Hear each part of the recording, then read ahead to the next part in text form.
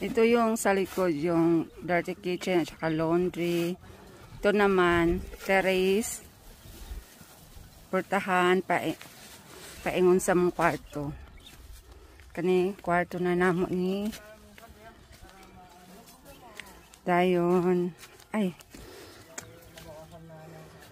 Bathroom, dito yung bathtub. Sink.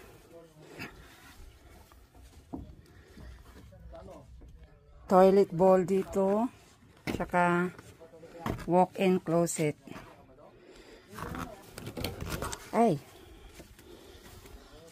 Init.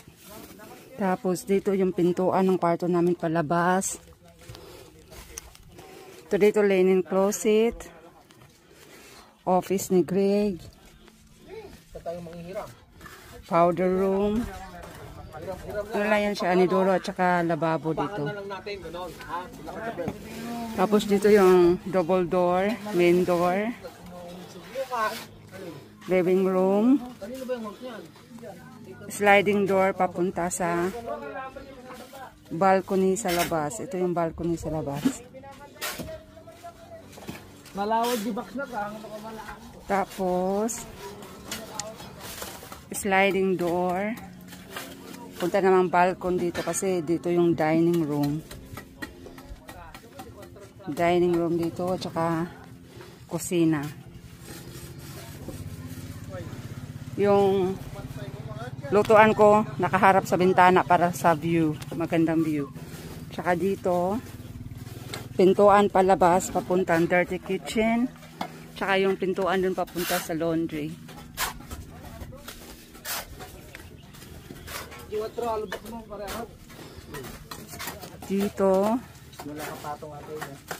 Dito yung pantry, katabi ng kusina pantry. Maid's room, may toilet din siya doon. Dito guest room. Shandy's room, ewan ko kung saan yung kwarto ni Shandy, dito o doon sa kabila. Ito yung shared bathroom nila. Tapos dito mini lounge. Aray ko. Saka dito pintuan palabas papuntang garahe. Ay, hiningal ako. Ito yung laundry area dito. Yan yung view namin. Labas tayo dito sa ano. Pintuan sa gilid. Ay, mahaba. Ay, mataas.